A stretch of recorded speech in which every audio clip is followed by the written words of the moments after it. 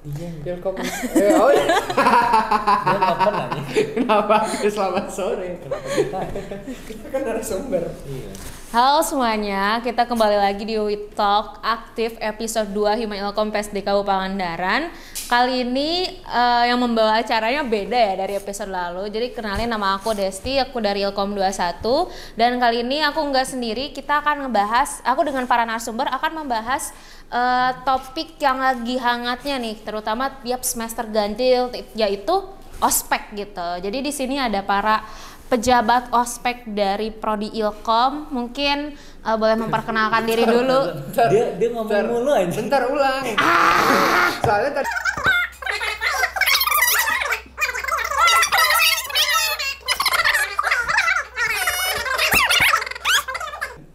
ulang ya. 2, 3. Selamat sore. Halo semuanya, kita kembali lagi di We Talk Aktif episode 2 Hima Ilkom PSDKU Pangandaran. Kali ini kita bertemu dengan ada narsum ini, tapi sebelumnya perkenalkan, nama aku Desti. Kali ini kita akan membahas seputar ospek nih yang sering rame tiap semester ganjil. Nah, jadi mungkin boleh perkenalan dulu untuk Mas Arif dan Mas Iqmal.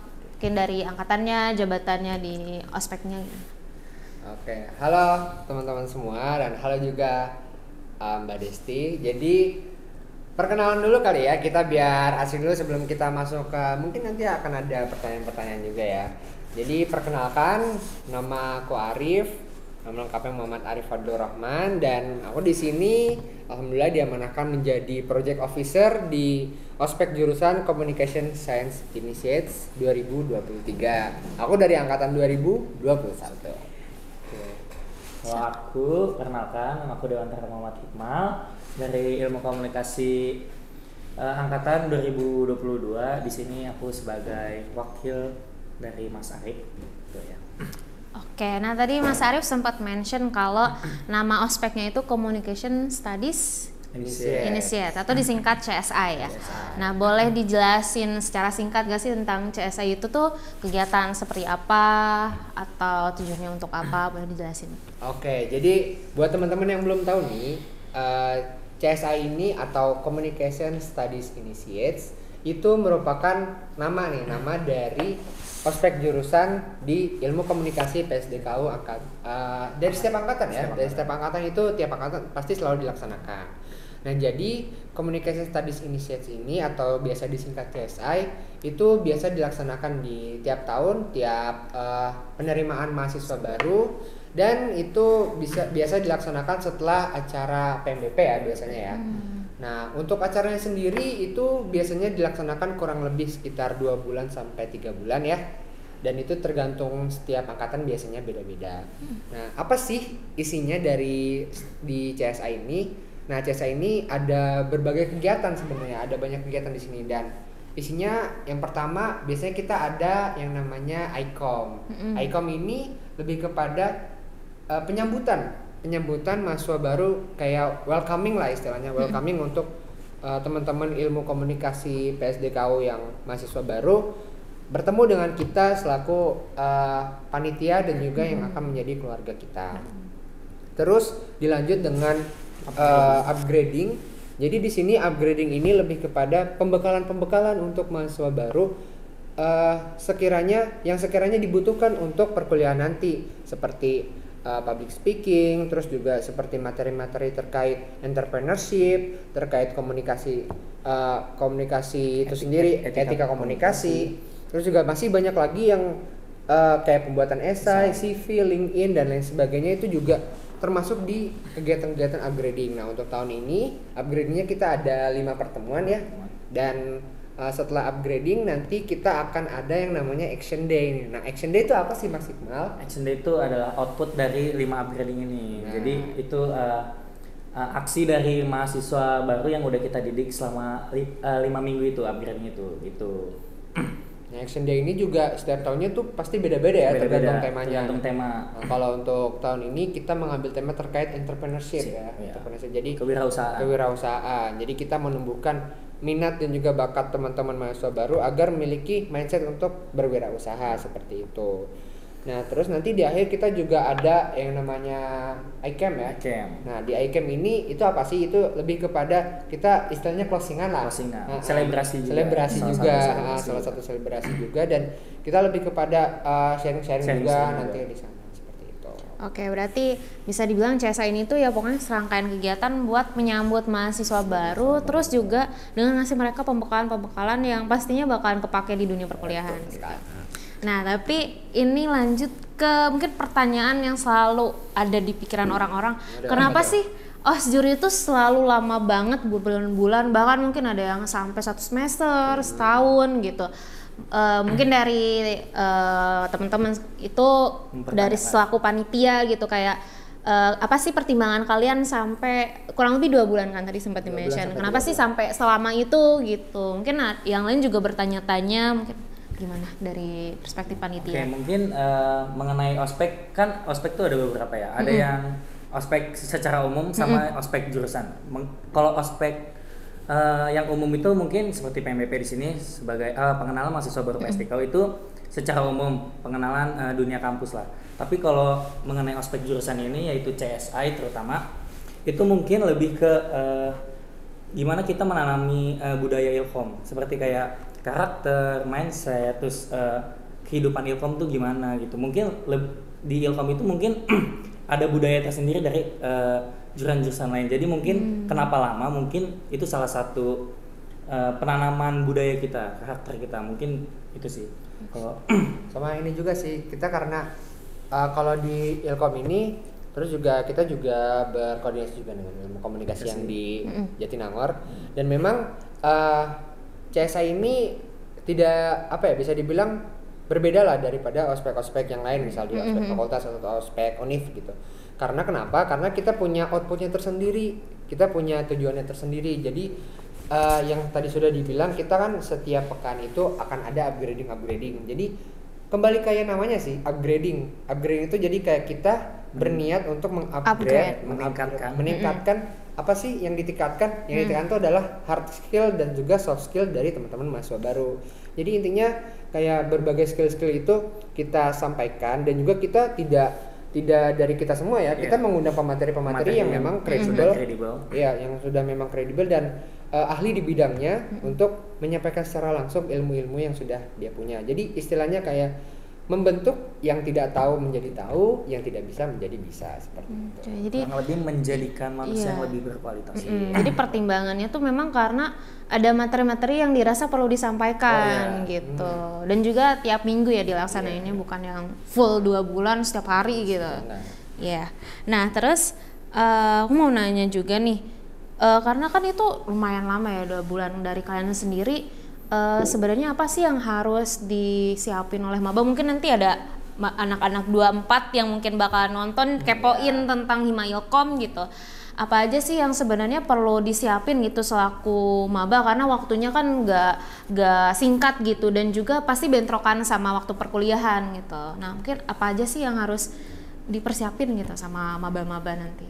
Oke, yang perlu dipersiapin sebenarnya adalah niat yang kuat sih, niat yang kuat, karena di Ilkom sendiri kayak kita sebenarnya awalnya itu kita juga sama-sama tidak punya basic Ilkom gitu.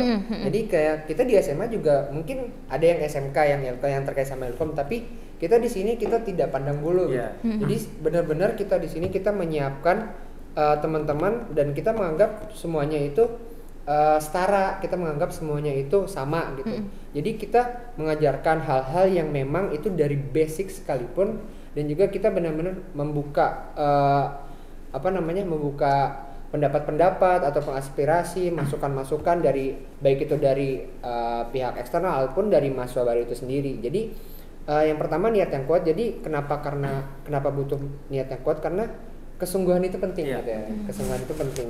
Jadi banyak orang-orang yang kadang mengikuti ospek itu kadang jenuh atau apa, tapi sebagai formalitas saja. Tapi balik lagi, ini tuh di sini kita ada esensinya loh, kita punya manfaatnya juga loh. Jadi setiap kegiatan tuh pasti ada materi-materi yang memang harus didapatkan dan juga bermanfaat gitu. Nah, terus juga yang harus disiapkan juga kreativitas. Nah, kenapa kreativitas itu menjadi hal yang penting? Karena di Ilkom ini bukan dituntut ya, tapi lebih kepada kita ingin mengembangkan kreativitas dari mahasiswa baru, khususnya dalam hal-hal seperti media sosial, terus juga skill-skill editing gitu. Itu tidak perlu harus yang jago, tapi kayak kita yang penting niat yang kuat dan juga kreativitas yang tinggi, sehingga kita bisa membantu untuk membimbing mereka gitu. Jadi bisa sama-sama bersinergi. Jadi istilahnya tuh mendampingi perkuliahan, jadi semacam pendidikan non formal mungkin CSI, karena ada pemateriannya juga, ada tugas-tugasnya juga, supaya si mabanya ini juga bisa ngembangin skill-skill mereka yang nanti bisa dipakai gitu, dan basic-basic keilkoman juga ada di situ gitu. Nah terus dari kalian sendiri selaku panitia, esensi apa sih yang pengen ditekanin kepada maba terkait CSI ini? Apakah sebatas pengenalan keilkoman atau sebatas cuman kayak ngasih skill-skill atau apakah ada esensi khusus yang kalian pengen tekanin gitu ke maba dengan adanya kegiatan ini gitu? Oke, kalau soal itu mungkin ya balik lagi tadi, pada intinya pasti kita memanfaatkan waktu CSI itu sebagai peningkatan diri, yaitu kualitas diri juga, dan juga itu sebagai penanaman mental juga secara tidak langsung, karena di dunia perkuliahan kan banyak tugas-tugas yang benar-benar hektik lah ya, maksudnya bridging dari yang namanya dunia siswa dan dunia yang mahasiswa itu lumayan jauh, karena ya emang dari tugas-tugas juga. Nah dari ospek ini mungkin bisa menjadikan salah satu jembatan agar dia bisa menjadikan memperkuat mental juga, supaya lebih bisa menghadapi nantinya tugas-tugas yang mungkin menjadi lebih berat mungkin. Sepakat. Mungkin kenapa menjadi CSI ini itu penting buat diikutin maba juga mungkin ya karena memang ini bukan sekedar kewajiban buat mereka gitu, tapi memang sampai ke tahapan kalau mereka tuh perlu loh ke CSI, karena ada hal-hal yang mereka dapat gitu. Karena balik lagi juga di CSI ini juga kita nggak cuma berdasarkan pada output yang memang kita inginkan, tapi kita juga kadang sharing juga pengalaman yang pernah kita dapatkan, kayak misalnya di perkuliahan ataupun di kegiatan-kegiatan himpunan ataupun organisasi, kita juga sharing-sharing di sana, dan agar mahasiswa baru ini nanti bisa cakap nih ketika dia udah masuk ke dunia kuliah yang sebenarnya, dia sudah siap dan bisa memilih pilihannya masing-masing, nggak bingung gitu. Terlepas dari itu juga kan banyaklah mahasiswa yang mengabaikan ospek kan. Nah, padahal ospek itu bukan semata-mata cuman penanaman mental atau segala meningkatkan kualitas itu, tapi dunia perkuliahan itu kan luas. Entah itu bonding antar angkatan, maksudnya saling mengenal masing-masing, karena pada intinya kenyamanan itu nomor satu. Dari ospek itu mungkin bisa menimbulkan rasa nyaman antar individu yang mungkin memiliki ide yang selaras dengan teman, atau mungkin memiliki interest yang sama mungkin. Gitu sih. Nah, terus dari kalian sendiri, kita mungkin bicara tentang pengalaman gitu, sebagai kan ini angkatan 21, angkatan 22 CSI-nya beda gitu. Nah, dari kalian sendiri apa sih secara personal manfaat yang kalian rasain dari kegiatan CSI gitu? Mungkin apalagi kita beda ya. Beda. CSI 21 online. Angkatan online nih kebetulan. Ini angkatan offline. Jadi kita bisa banyak perspektif ya. Nah, kalau dari 21 dulu kali ya, dari 21 sendiri. Karena ya mungkin saat itu memang keterbatasan kita menggunakan via Zoom gitu ya, dan karena memang kondisinya juga tidak memungkinkan untuk kita kesini. Jadi apa sih gitu ya, intinya apa sih yang kita dapatkan gitu, esensinya, terus juga apa sih yang kita rasakan seperti itu. Pertama mungkin yang dirasakan dulu, saya merasa ketika ospek ini memang capek, betul. Kita tidak pungkiri pasti sebagai mahasiswa baru yang lagi interestnya untuk berkegiatan atau apa, ketika terhalangi oleh media online terus juga harus ospek seperti itu, jujur capek. Tapi balik lagi, ketika capek itu kita refleksikan dengan manfaat yang kita dapatkan, nanti kita akan ada titik balik kayak ternyata gue capek-capek juga dapat hal positifnya juga loh gitu. Jadi kayak kita capek-capek bukan cuma buang-buang waktu, bukan cuma buang-buang tenaga, pikiran dan lain-lain. Itu juga pertama yang pastinya dapat teman baru, itu juga kita juga ada hal yang untuk didiskusikan.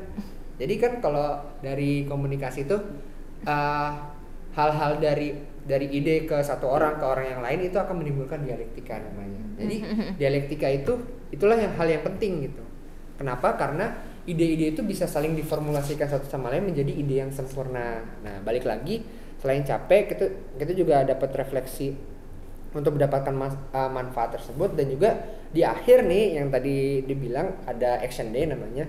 Setelah action day ini kita berhasil laksanakan, kita merasa kayak wah senang juga nih kan, kita akhirnya berhasil untuk melaksanakan suatu project bareng-bareng sama teman-teman yang penanggung jawabnya tuh kita gitu. Kita bisa berhasil untuk melaksanakan padahal kita baru kenal loh. Kita bisa benar-benar saling koordinasi, kita bisa benar-benar saling sharing, saling berkeluh kesah, saling ngedumel lah mungkin. Apalagi dibuat dari nol ya. Iya benar-benar kita dibuat dari nol, kita sama-sama dari latar belakang yang beda, bahkan pulau yang beda juga mungkin, terus juga latar belakang SMA yang beda, kondisi lingkungan sekolah yang beda, tapi kita bisa membuktikan loh bahwa kita bisa berhasil untuk menyelesaikan suatu proyek. Dan jadi akrab gitu kan. Jadi kita ngadain Zoom gitu malam-malam, diskusi gitu. Hampir tiap hari kita Zoom terus kan waktu itu waktu CSI. Dan justru akhirnya di sekarang tuh hal itu tuh yang jadi kenangan manis gitu loh. Ketika kita sekarang tuh kayak oh dulu kita pernah ospek bareng loh. Dulu pas sekarang nih kenangan manis play. Jadi pas sekarang tuh kita mungkin udah semester 3, semester 5 gitu, kita akan ngerasa oh dulu pas tanggal-tanggal segini bulan segini kita lagi ospek loh, kita lagi susah-susahnya. Jadi momen lah ya. Jadi momen gitu. Jadi ada yang bisa diceritain gitu. Jadi itu sih. Mungkin kalau mengenai ospek mungkin kurang lebih sama, cuman kan bedanya dua-dua tuh dapat offline. Offline ya jelas lebih mudah diakses lah, karena kan benar-benar ketemu muka empat mata juga sama teman-teman juga. Mungkin capeknya sama-sama berasa, cuman mungkin kalau offline tuh lebih berasa juga karena di fisik apalagi. Benar banget, terus apalagi kita berangkat bareng, terus kita survei bareng tempatnya mengenai action yang bakal kita lakuin. Terus kalau mengenai apa yang aku dapetin semasa ospek itu ya itu tadi, dari bridgingnya dari tugas-tugas SMA ke perkuliahan itu lumayan hektik juga. Terus kita juga di ospek kan dituntut buat harus benar yang kayak mengenai proposal, essay segala macam gitu-gitu kan. Dan itu lumayan kesel juga sih karena dituntut seperti itu. Cuman karena kita benar-benar harus bisa gini segala macam, dari detail hal-hal kecil yang dievaluasi sama asesor juga kan, itu juga manfaat buat kita. Terus pas ketemu mata kuliah yang mengenai proposal juga itu udah biasa. Jadi kayak tidak begitu. Dan di Ilkom sendiri tuh kita ketemu dengan proposal. Itu jujur apalagi di semester pertama. Jadi skill menulis pun kita perlu banget selain skill speaking gitu ya. Skill menulis juga karena ada tugas-tugas di CSI juga udah agak ada basicnya lah gitu. Nah bener lah, aku ngerasa kayak dulu tuh aku nggak biasa buat nulis sebanyak itu, misal 500 atau 1000 kata, 1500 kata. Sementara ketentuan tugas minimal 800 gitu. 1000. Tapi ketika sudah ada kayak sedikit pembiasaan di ospek, ketika masuk ke dunia perkuliahan sebenarnya kayak oh ini mah kayak tugas ospek kemarin. Jadi pemaksaannya ada manfaatnya. Iya, jadi kayak ada titik balik kayak oh ini loh ternyata gitu. Dan yang paling esensi itu tuh sebenarnya karena di ospek tuh kita selalu disuruh untuk speak up ya. Dan itu tuh basicnya buat anak Ilkom. Jadi aku ketika ketemu teman-teman aku tuh kayak misalkan ditunjuk jadi MC tuh mereka bisa aja gitu, kayak itu tuh gampang lah gitu buat anak Ilkom, karena emang mereka udah terbiasa ngomong buat ngomong di depan umum gitu, buat mengkomunikasikan, terus juga buat berargumen. Itu salah satunya faktor didukungnya adalah dari CSI itu tadi juga gitu. Terus fun fact-nya aku adalah golongan orang yang menikmati CSI. Jadi aku tidak misu-misu. Jadi jadi sebenarnya aku ngerasa ada manfaatnya gitu loh, karena itu si transisinya tuh nggak terlalu lama dari apalagi online gitu kan, Prabu, Dialog, terus CSI gitu.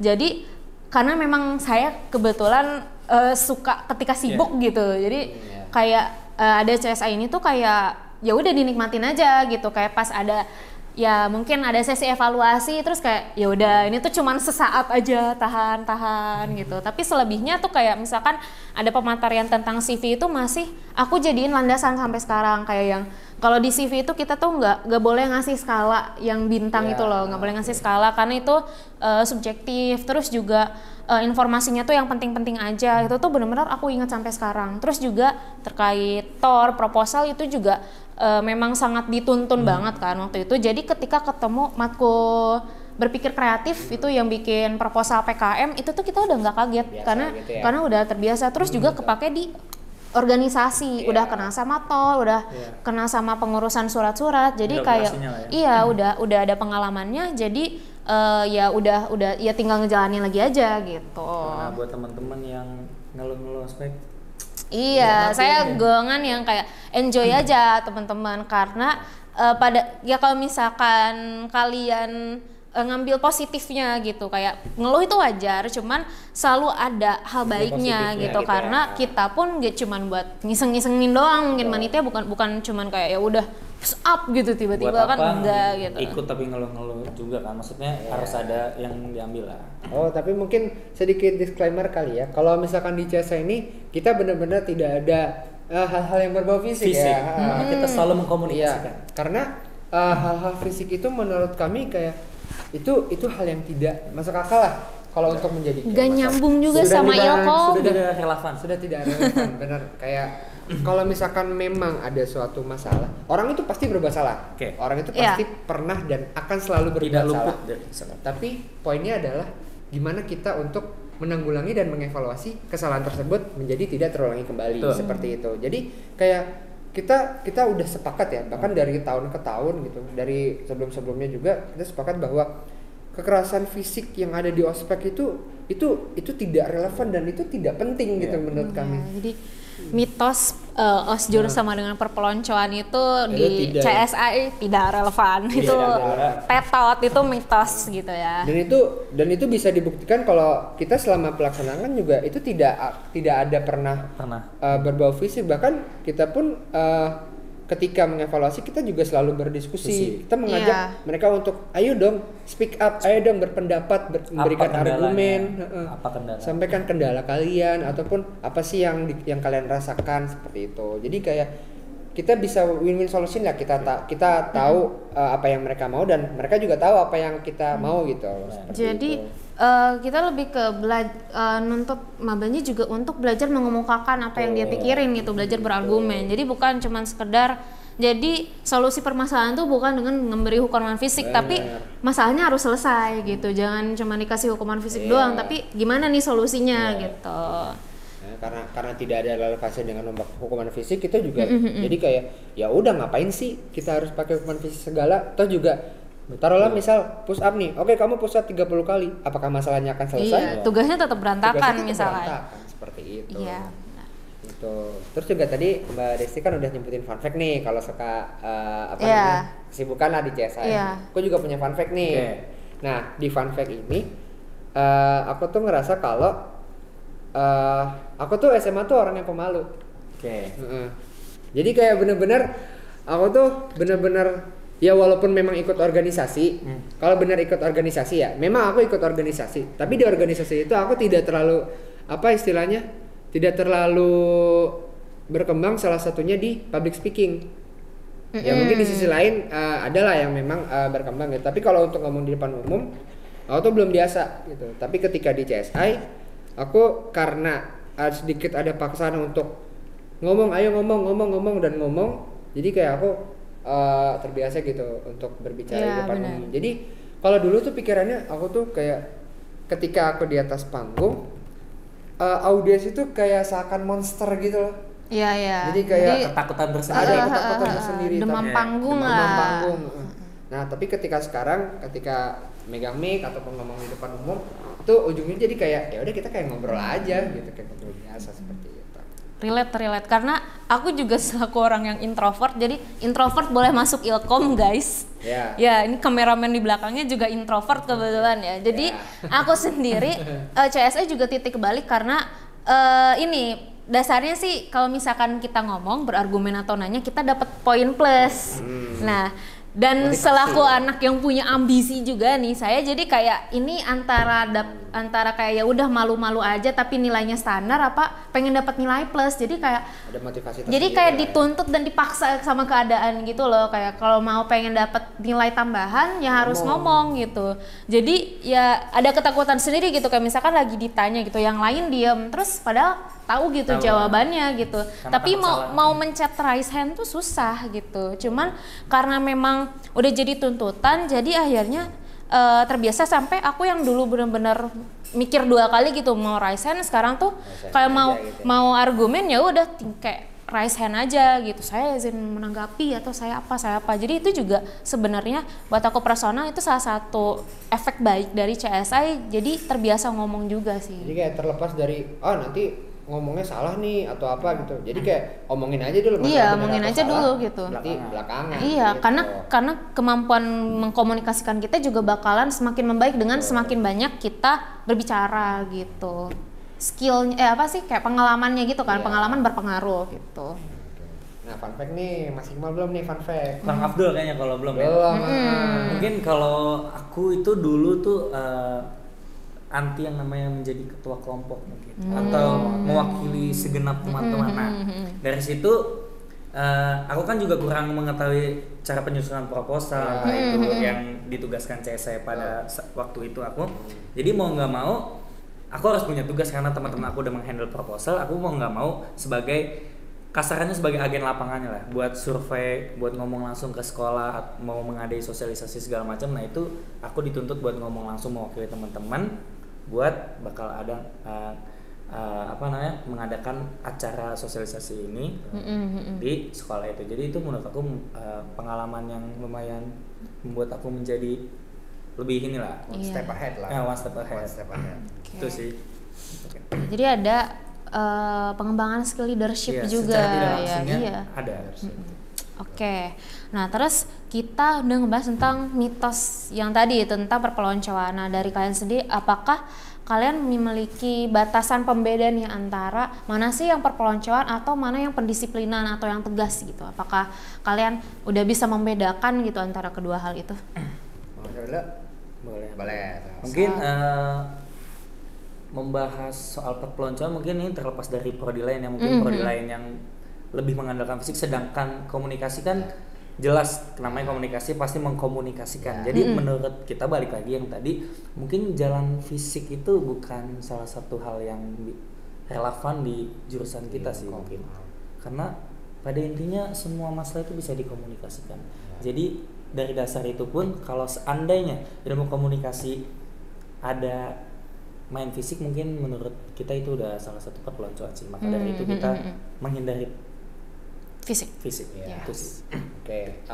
Itu satu poinnya yang benar. Nah, menurut aku kalau poinnya pembeda antara ini perpeloncoan atau tidak, kita lebih terlepas dari yang fisik tadi udah jelas ya. Kalau fisik itu udah jelas perpeloncoan. Kalau dari aku pembedanya adalah di poin esensinya. Karena kalau misalkan kita melihat dari sisi panitia, itu mungkin bisa jadi suatu hal atau suatu kegiatan bisa dibilang itu tidak perpeloncoan, tapi kalau kita lihat dari kacamata mahasiswa baru mungkin aja itu bisa menjadi hal perpeloncoan. Nah, kita balik lagi, itu esensial atau tidak, itu hal itu dilakukan itu esensial atau tidak. Jadi yang harus kita lakukan adalah kita menyamakan persepsi nih antara kita sebagai panitia dan juga antara mahasiswa baru yang mengikuti ospeknya gitu. Caranya adalah ketika kita melakukan sesuatu atau ketika kita menegur atau ketika kita memberi tugas atau ketika kita memberikan masukan saran, itu kita selalu menyampaikan juga manfaat, benefit dan juga esensinya gitu dari kegiatan-kegiatan yang kita berikan. Contoh, misal kita memberikan suatu materi terkait digital marketing gitu, terkait digital marketing. Mereka mungkin kayak ngikut-ngikut aja gitu di poin digital marketingnya di mana, tapi kita juga kadang sekilas kita memberikan informasi bahwa materi ini tuh penting loh, terutama yang terdekat kayak mereka mungkin akan membuat action day, membuat sosialisasi atau membuat suatu promosi terhadap usaha.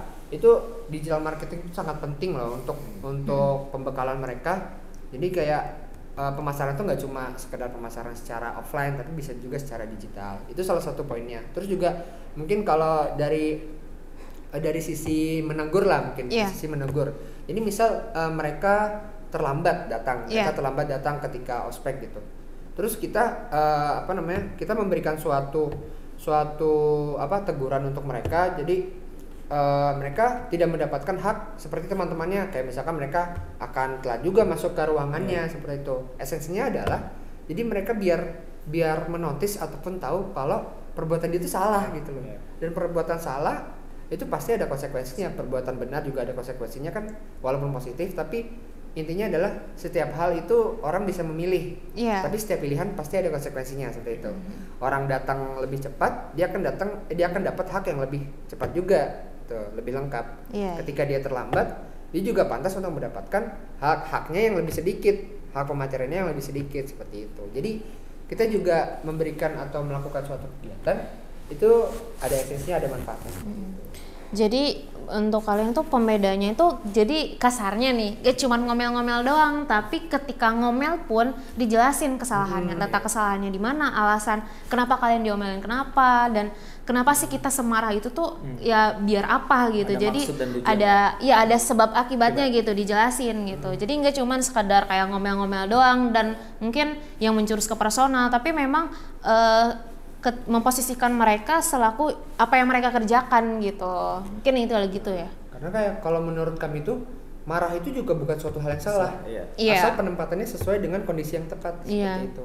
Jadi jangan tanpa alasan juga marahnya gitu. Karena kalau dibilang apa sih indikator perpeloncoan sama tidak perpeloncoan kan itu buram banget. Samar ya. Samar banget. Maka dari itu mungkin kita mengambil marah-marah juga pasti ada esensinya, ada maksud dan tujuan untuk ya balik lagi tadi mental juga merupakan salah satu yang dibutuhin oleh public speaking untuk speak up segala macam dan kawan-kawan. Ya, tapi memang bukan berarti marah-marah ini menjadi hal yang dominan di suatu aspek gitu. Tapi memang ketika memang mereka salah, teguran itu penting gitu. Teguran itu menjadi suatu hal yang penting gitu. Berarti kalian juga menyadari kalau misalkan ada stigma kalau ospek itu identik dengan marah-marah gitu. Menurut kalian kenapa sih itu tuh bisa ada orang-orang tuh bisa beranggapan kalau ospek sama dengan marah-marah gitu? Mungkin kalau itu sebenarnya buat ospek itu melepas stigma ngomong-ngomong itu lumayan susah sih, pasti ada. Karena mungkin ya itu tadi balik lagi, apalagi ospek jurusan itu balik lagi tadi itu sebagai penanaman budaya dan karakter di setiap prodinya sih. Itu sih. Ya, terus kalau menurut aku tuh kayak kita berefleksi juga deh di dunia, mungkin dunia pasca kuliah, dunia kerja ataupun dunia berusaha gitu, punya usaha ataupun dia menjadi suatu taruhlah menjadi duta besar di negara mana, itu tidak akan terlepas dari masalah gitu. Jadi kayak kita menyiapkan mereka dengan porsi kedisiplinan yang tinggi, tujuannya adalah setidaknya mereka ada tahu nih ini kondisi yang akan kalian hadapi loh di dunia realnya nanti. Setidaknya kayak kasarnya kayak simulasi gitu. Jadi kayak kalau misalkan kuliah cuma gitu-gitu aja, belajar pulang, tidak berorganisasi, terus juga ospeknya mungkin kayak ya udah cuma pembekalan aja, justru mereka akan kaget dan merasakan mungkin menyesal di dunia kerja nanti kayak aduh ini gimana nih caranya, kayak kenapa dulu nggak ikut gitu. Makanya kita mau mengantisipasi hal itu, kayak kita menyadari bahwa ospek itu tidak terlepas dari marah-marah. Tapi bukan berarti marah-marah itu menjadi hal yang dominan. Yang porsinya paling besar. Bukan. Di setiap ospek itu pasti akan ada marahnya. Itu ada gitu. Itu kita tidak memungkiri bahwa di ospek itu ada marahnya. Tapi bukan berarti itu yang menjadi hal utama, hal yang esensial untuk kita jadikan alasan untuk setiap kesalahan mereka, bukan. Tuh. Jadi ketika mereka memang memang perlu teguran atau memang kita merasa mereka ini harus diluruskan kembali, ya mungkin teguran itu menjadi penting. Tapi ketika mereka hasil kerja bagus ataupun ketika mereka berhasil mencapai sesuatu yang kita harapkan, kita juga tidak pelit untuk apresiasi gitu. Jadi balik lagi, marah-marah itu mungkin hanya sebagian kecil dari ospek, dan karena kita fair.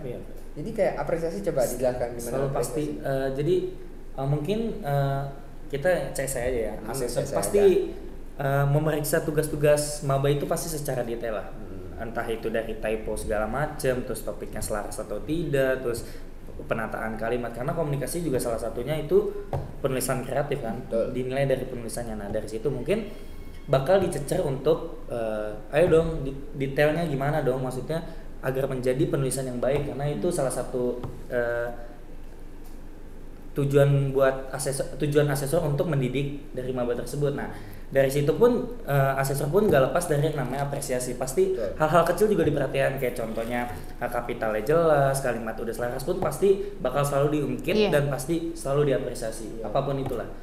Jadi ya sekecil kayak mereka lebih baik daripada pertemuan yang sebelumnya aja itu kita selalu apresiasi seperti itu. Dengan mereka hadir di kegiatan ospek juga kita apresiasi ya. Karena yang harusnya mereka bisa tidur aja di rumah untuk santai-santai gitu kan. Weekend kan. Mereka bersedia untuk hadir aja, kita selalu mengapresiasi gitu. Jadi apa ya? Mungkin kalau untuk stigma ya itu kita lepas dari orangnya masing-masing ya. Kita juga tidak bisa memaksakan orang untuk memaksa kayak ospek tuh udah gak gini lagi, itu menurut kami itu bukan urusan kami. Kami yang menjadi urusan kami adalah gimana kita menciptakan iklim orientasi jurusan itu menjadi nyaman untuk bagi mereka. Dan mungkin dari ospeknya juga ada pertimbangan kenyamanan mabanya juga gitu. Ada batasan-batasan yang dibuat yang sekiranya mungkin bisa si mabanya bisa ngerasa nggak nyaman kalau misalkan kita berlaku seperti itu, dan itu juga di disclaimer juga mungkin ya ke panitia-panitianya. Betul. Kita juga kalaupun misal ada evaluasi, kita nggak cuma mengevaluasi maba, tapi ketika panitia ada yang salah kita juga menegur. Iya, mungkin penyampaiannya agak di luar koridor gitu misalkan. Ataupun misal ini ada yang berlebihan nih, harusnya nggak boleh begini loh. Gitu. Itu tetap kita sampaikan juga. Jadi kayak kita fair. Kita nggak mandang dulu kayak dia maba, dia panitia, enggak. Ketika itu suatu hal yang salah, kita harus luruskan. Profesional. Oke. Nah, terus ini sebenarnya sudah mengarah ke penutup nih. Kita bakal ngebahas mitos yang kedua itu tentang kalau misalkan gak lulus CSI, bukan gak lulus CSI sih. Kalau misalkan gak lulus ospek, kalau gak lulus ospek, apakah gak bisa lulus? Apakah gak bisa ngajuin skripsi? Nah, dari mas-mas kalian ini selaku panitia, pernah gak sih dengar tentang hal itu? Terus apa sih tanggapan kalian tentang hal itu? Mungkin ada maba-maba yang nantinya mempertanyakan hal yang sama juga lagi nonton ini, mungkin boleh dijawab. Mungkin kita juga dulu sebagai mungkin sebelum masuk kita juga bertanyakan hal yang sama gitu. Itu sebagai rahasia umum aja lah. Rahasia umum. Itu di semua kampus pasti ada omongan kayak gitu. Tapi pertanyaannya adalah itu benar apa enggak sih gitu kan? Iya. Nah, penasaran kan? Kita akan tunggu setelah pariwara berikut ini. Enggak ada. Enggak. Dan udah datang lagi pariwaranya. Langsung berarti. Oke. So, mau siapa dulu? Boleh. Oke. Jadi pertanyaannya adalah apakah kalau misalkan tidak lulus ospek itu akan berpengaruh terhadap gak bisa skripsi, gak bisa kelulusan kuliah, bla. Itu menurut kami memang benar. Iya. Menurut kami memang benar. Gitu. Kenapa tuh? Berpengaruh. Karena pasti berpengaruh. Karena kenapa? Karena di ospek ini, karena kan sebagai landasan awal, sebagai pembekalan ya namanya kan. Namanya juga ospek, orientasi studi dan pengenalan kampus. Jadi kayak kalau dari orientasi saja mungkin tidak memenuhi standar ataupun tidak sesuai dengan apa yang diharapkan, ya itu bukan sangat amat ya, bisa dipastikan itu sangat berpengaruh gitu untuk kelulusan dan lain-lain gitu. Karena kenapa? Karena di orientasi studi ini itu sebagai suatu pengenalan gitu. Pengenalan kayak bagaimana dia menyusun proposal, bagaimana dia menulis esai, bagaimana melakukan penelitian, bagaimana dia survei, bernegosiasi, terus juga berkoordinasi dengan pihak kampus, masyarakat dan lain sebagainya. Itu semua ada simulasinya di ospek gitu sebelum mereka melakukan perkuliahan. Karena di skripsi juga nanti kan akan seperti itu kan, melakukan project apalagi kalau yang ngambilnya yang project penelitian gitu, yang project penelitian skripsinya. Itu kan pasti di awalnya harus ada pembiasaan dulu, terutama dari ospek.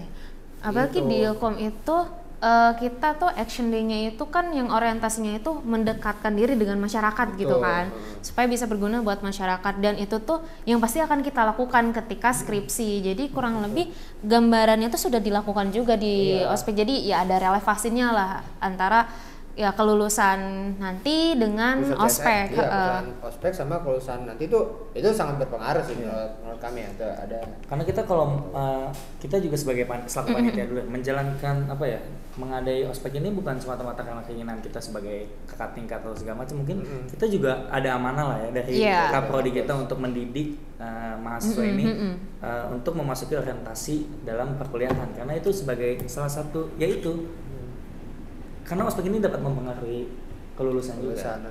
Bahkan jauh sebelum kita melaksanakan ospek ini, dari pihak dosen-dosen Ilkom, terus juga dari pihak Kaprodi kita juga sudah menyetujui kegiatan kita gitu. Jadi bisa dibilang kalau misalkan ada stigma-stigma kayak ini ospek cuma akal-akalan cutting doang, Iya, nakut-nakutin doang gitu. Iya.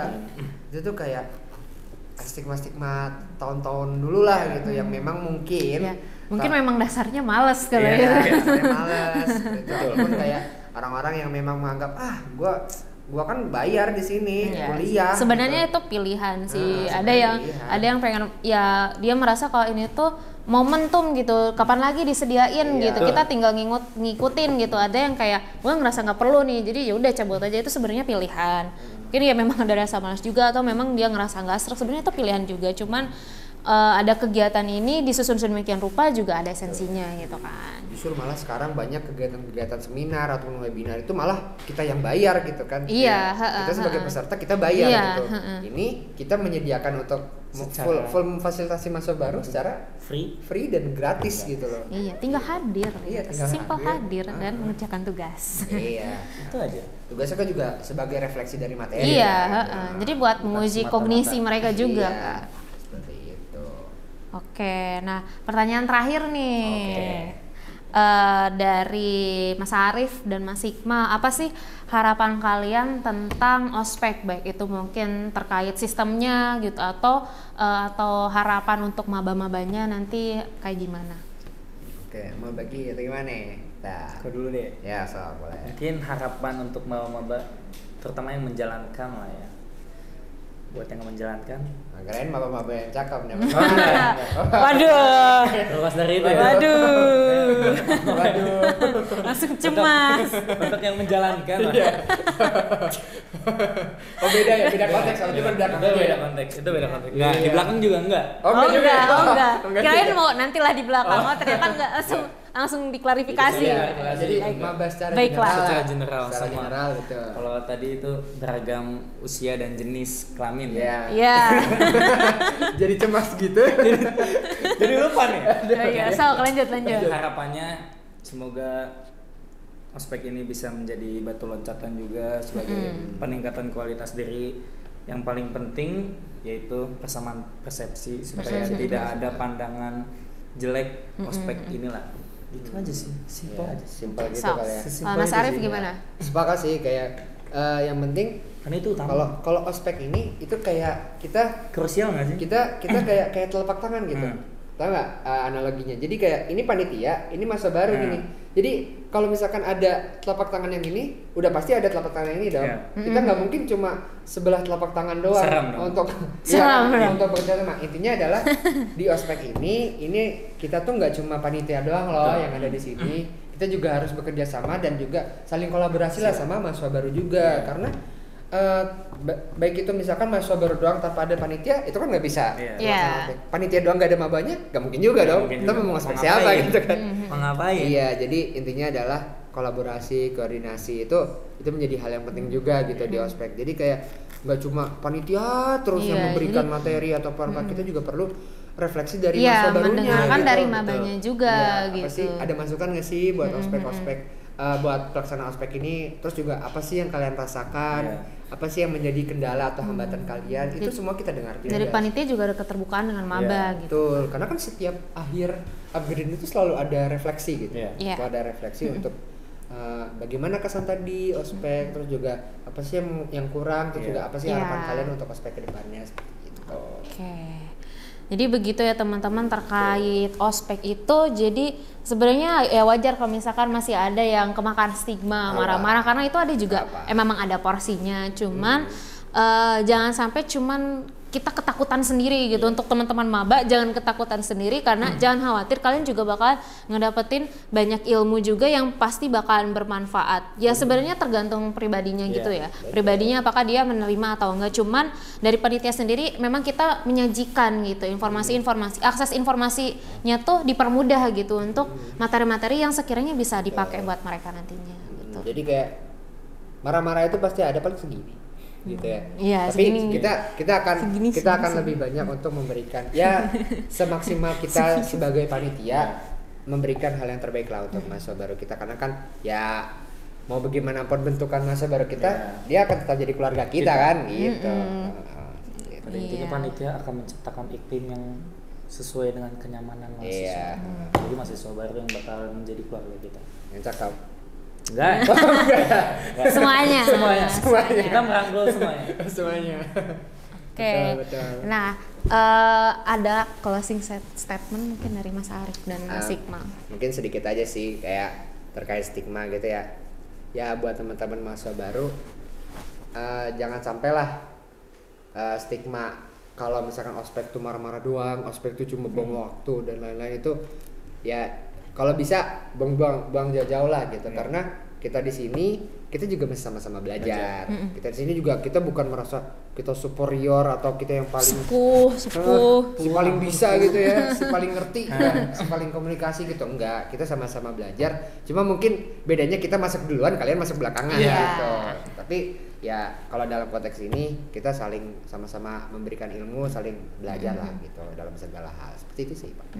Kurang lebih sama sih, cuman mungkin mahasiswa baru mungkin harus bisa mencari titik di mana apa sih manfaatnya gitu, biar tidak ada kesalahpahaman lah. Karena dari setiap upgrading kita juga sudah memaksimalkan untuk menjadikan mahasiswa ini menjadi lebih baik. Betul. Oke, nah jadi itu dia closing statement dari Mas Arif dan Mas Iqmal. Jadi kita udah berbincang banyak banget tentang ospek gitu. Semoga ini juga nambah perspektif baru ya, khususnya buat para maba gitu atau calon maba nanti kemudian yang akan nonton video ini. Jadi ospek itu bukan sekedar marah-marah doang gitu. Ada banyak hal baik yang bisa kita ambil dan juga kita bisa pergunakan dengan bijak nantinya. Nah, makasih juga buat Mas Arif dan Mas Iqmal atas kesediaan waktunya dan juga pendapat-pendapatnya yang sangat membuka mata kita semua. Buka mata. Jadi ya terima kasih atas kehadirannya. Juga mohon maaf teman-teman kalau misalkan dari aku ada kesalahan. Terima kasih juga sudah menyaksikan sampai akhir. Saya Desti pamit undur diri. Wassalamualaikum warahmatullahi wabarakatuh. Dadah.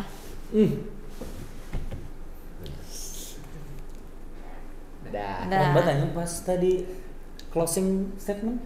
Tiba-tiba redup.